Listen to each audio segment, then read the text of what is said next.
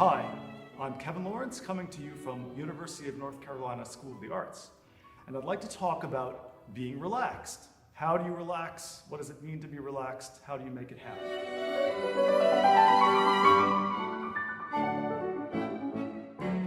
I'm sure that everybody who's had any time having lessons on a string instrument has been told that they need to relax.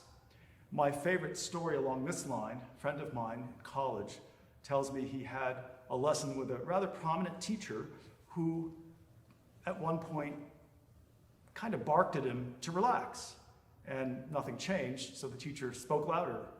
You gotta relax, and louder, relax. And by the time it was over, the teacher was in the student's face, screaming at the top of his lungs, saying, relax, relax, with all kinds of expletives.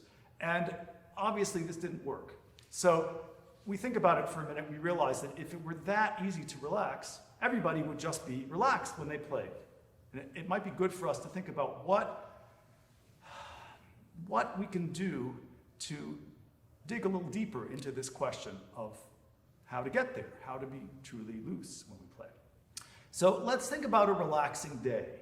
If we imagine, the first day of the vacation, we get to sleep in, we take our time, eat breakfast slowly, and it's all very laid back. Maybe we take some time to talk to our friends on the phone and spend some time with social media and maybe take a nap and watch a movie. I mean, our usual idea of being relaxed is not doing anything.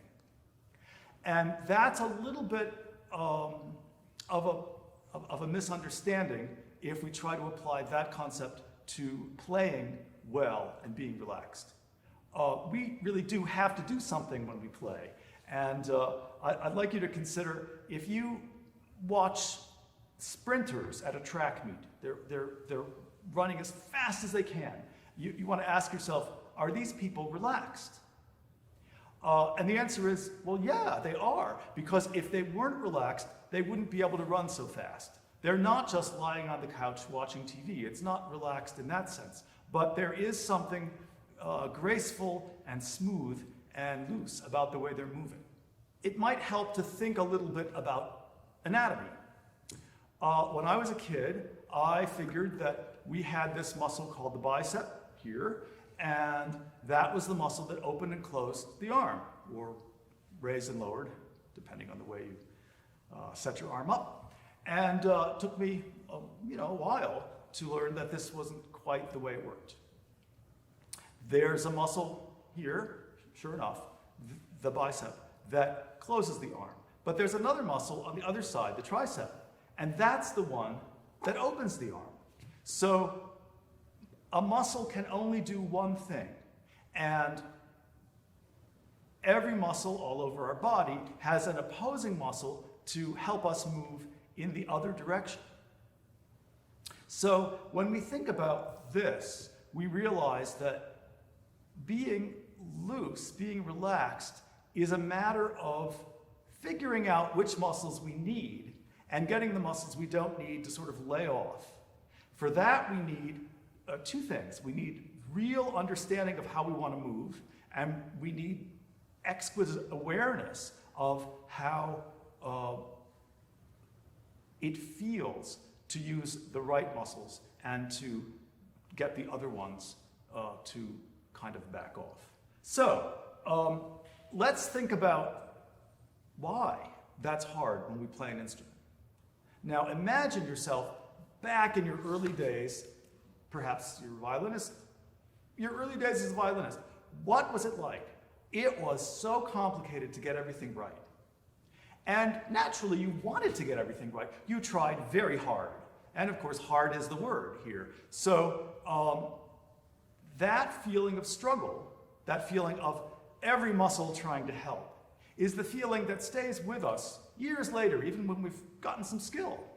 And so we have to see that we're trying to get two things here that are very different. We're trying to get freedom of motion, and we're trying to get precision. And we have a history of trying very hard for precision that has kept us from the freedom of motion we need. So, I'd like to propose a little exercise, 2 parts. First one is to take a pencil and hold it, like you hold your bow. And then use maybe half the grip, the force, and then maybe use half, and reduce and reduce and reduce this force till finally the pencil is going to drop. That's why you're not using your bow, because the thing is supposed to drop. But you want to see that there are several stages of letting go before you lose control, before the pencil drops. So that's the first stage of this little exercise. And the other stage is for your bow arm. I suggest holding your arm up like you do when you play as a violinist and letting it rest in your left hand, and then taking your hand away and realizing that your arm doesn't fall. So let go more. And let go so much that when you take your left hand away, your arm really does fall to the side. So you want to explore this awareness of letting go of the muscles you don't need. You see, because you're holding up your arm, for example, if you think about the bow arm, you're holding up your arm with more effort than you need, actually, so that if you try to play loud, you'll have the feeling that you need to press down. Meanwhile, you're also working to hold your arm up. So you're working against yourself. And if you can let go and just play big, then you'll get the sound that you really want, rather than a sound that comes from a lot of extra effort.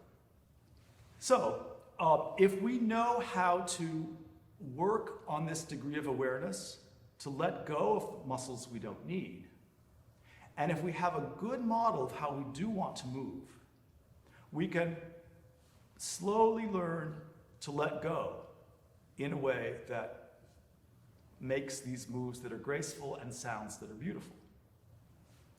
I guess the last thing I would like to say about this, sometimes when people decide they're going to relax, they're going to let go, chaos ensues because they don't really know, for example, how to move their arm. So their fingers are looser, their arm is looser, and their bow goes all over the place. And this can result in an immediate decision to clamp down again. But ultimately, what it is a call to become clearer about how you want your arm to move. So if you want to practice for your bow arm to be relaxed, you might work on practicing very softly, hardly holding the bow, and making sure that your bow keeps on its path parallel to the bridge. If you can do that, then you'll be able to let your arm almost fall, sink the bow into the string, and make a big sound too. But in either case, you're going to be very loose, you're going to be very comfortable, and the sounds you make are going to be warm and beautiful. So one more thought as you work for playing that's more relaxed and free and easy. We are, of course, one body.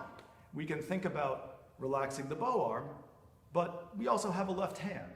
We can think about relaxing our torso, but we also have legs and feet. We have shoulders and a back. We have a neck. We can think about another part of the body than the part of the body we're most worried about.